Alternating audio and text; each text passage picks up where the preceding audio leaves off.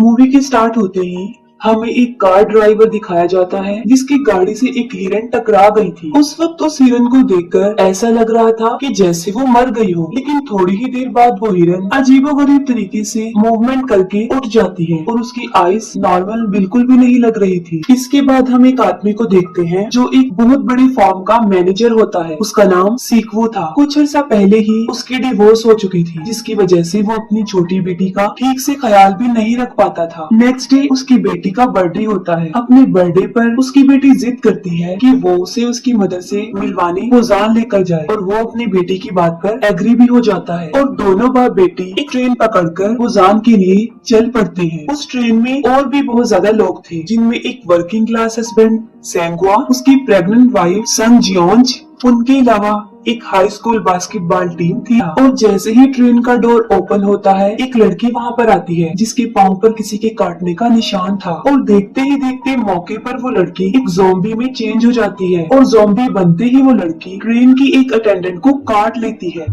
उसके काटते ही वो अटेंडेंट भी ज़ॉम्बी में बदल जाती है। बस ऐसा होते ही ये वायरस बहुत तेजी से उस ट्रेन में फैलने लगता है, जिसकी वजह से बहुत से लोग इसकी लपेट में आ जाते हैं। इस ट्रेन में ट्रैवल करने वाले कुछ पैसेंजर्स ट्रेन के उस बॉक्स को जहाँ पर ये इन्फेक्शन फैला था छोड़कर किसी दूसरे बॉक्स में चले जाते हैं और अब वो जिस बॉक्स में जाते हैं वहाँ पर ये ज़ॉम्बी इन्फेक्शन अभी तक नहीं आया था। ट्रेन की न्यूज ब्रॉडकास्ट में बताया जाता है कि ये ज़ॉम्बी इन्फेक्शन न सिर्फ उस ट्रेन में बल्कि पूरी कंट्री में फैल चुका है और मैक्सिमम लोग इसकी लपेट में आ चुके हैं। और जब ये ट्रेन किसी दूसरे स्टेशन पर जाकर रुकती है तो सारे पैसेंजर्स सिटी की तरफ भागते हैं, लेकिन बाहर निकलकर वो अपने इर्द गिर्द देखते हैं कि यहाँ तो पहले ही वो ज़ॉम्बी इन्फेक्शन बुरी तरह फैला हुआ है, जिसकी वजह से वो वापस ट्रेन की तरफ भागते हैं। ट्रेन में बैठने की भगदड़ में लोग अलग अलग डब्बों में बैठ जाते हैं। तब ट्रेन का कंडक्टर इस ट्रेन को पुजान की तरफ ले जाने का सोचता है, क्योंकि उसे रिपोर्ट मिली थी कि चंद बचे कुछ शहरों में पुजान भी एक शहर है जहाँ अभी तक ये इन्फेक्शन एंटर नहीं हो सका। सीक्वो, सेंगवा और यंग गुक ट्रेन में रास्ते ढूंढते हुए बाकी पैसेंजर से भी मिलते हैं और ये 6 के 6 लोग मिलकर ट्रेन के अगले वाले डब्बे में जाने की कोशिश करते हैं। उनकी इस कोशिश में उन्हें बहुत सारे ज़ॉम्बी से बचकर निकलना पड़ता है। अगले वाले डब्बे में और भी बहुत सारे लोग थे जो वहाँ पर सेफ बैठे थे और जब ये 6 लोग बड़ी मुश्किल से किसी तरह उस डब्बे तक पहुँच ही जाते हैं तो सेल्फिश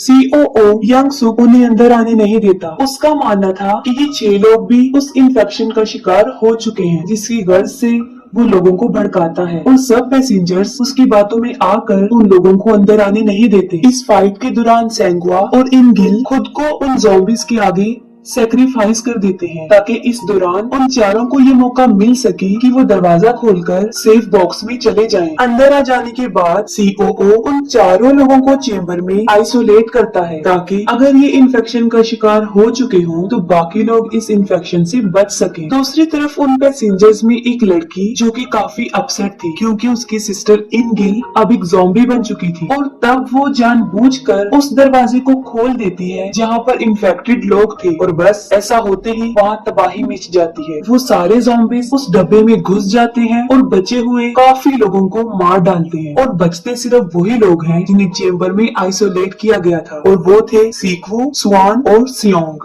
इनके अलावा COO और एक ट्रेन अटेंडेंट खुद को बाथरूम में बंद करके अपनी जान बचा लेते हैं। फिर हम देखते हैं कि इस ट्रेन का रास्ता ब्लॉक हो चुका था, जिसकी वजह ये थी कि उस स्टेशन की पटरियां बंद थी और जैसे ही वो ट्रेन अपने स्टॉप पे रुकती है बचे हुए पैसेंजर्स किसी दूसरी ट्रेन की तलाश में निकल पड़ते हैं और इसी तलाश में वो सब एक दूसरे से बिछड़ जाते हैं। वो COO एक बार फिर से खुदगर्जी का मुजाहिरा करता है। वो अपनी जान ट्रेन अटेंडेंट को उन ज़ॉम्बीज की तरफ धक्का देकर बचाता है, जिससे वो अटेंडेंट की भी मौत हो जाती है और वो सेल्फिश युनसुक बच जाता है। अब यहाँ पर युनसुक वैसे तो बच गया था, लेकिन उसे एक ज़ॉम्बी ने काट लिया था और डेफिनेटली वो खुद भी अब एक ज़ॉम्बी बन चुका था और वो बचे हुए उन लोगों पर अटैक करने कर देता है। सीक्वो ज़ॉम्बी युनसुक से लड़ता है, लेकिन इस फाइट में युनसुक उसे काट लेता है। सीक्वो यहाँ पर समझ जाता है कि अब क्योंकि कि उस ज़ॉम्बी ने उसे काट लिया है तो अनकरीब वो भी ज़ॉम्बी में बदलने वाला है। ये सोचकर वो अपनी बेटी और सियोंग को इंजन वाले रूम में बंद करता है और जाने से पहले वो अपनी बेटी से अपनी लाइफ के लास्ट वर्ड कहता है। अब जाहिर है सीक्वू ने ज़ॉम्बी बन जाना था, तो जैसे ही वो फुल ज़ॉम्बी बनता है वो ट्रेन से कूद जाता है और यहाँ पर सीक्वू काफी इमोशनल हो जाता है और वो मरते हुए भी उन मोमेंट्स को याद करता है जब उसकी बेटी बिल्कुल छोटी सी थी और उसने उसे अपने हाथों में उठाया था। और अब ट्रेन फाइनली पोजान पहुंच जाती है और तब दो लोग स्वान और सियोंग वहाँ पर उतरते हैं और ये दोनों ही थे जो उस ट्रेन में सरवाइव कर गए थे। वो आगे की तरफ जाते हैं जिसकी दूसरी तरफ कुछ सोल्जर्स थे और ये सोल्जर्स बॉर्डर को ज़ॉम्बी से डिफेंड कर रहे थे और उन दोनों को देखकर वो समझते हैं कि शायद ये दोनों भी ज़ॉम्बीज हैं और बस वो उन दोनों को शूट करने ही वाले होते हैं कि तभी उन्हें स्वान के सॉन्ग की आवाज आती है, जिससे वो समझ जाते हैं कि ये कोई ज़ॉम्बी नहीं बल्कि रियल ह्यूमन सरवाइव है। स्वान वही सॉन्ग गा रही थी जो वो हमेशा से अपने फादर के लिए गाना चाहती थी, लेकिन आज वो अपने फादर की डेथ के बाद उनको याद करके ये गाना गा रही थी। यहीं पर मूवी एंड हो जाती है।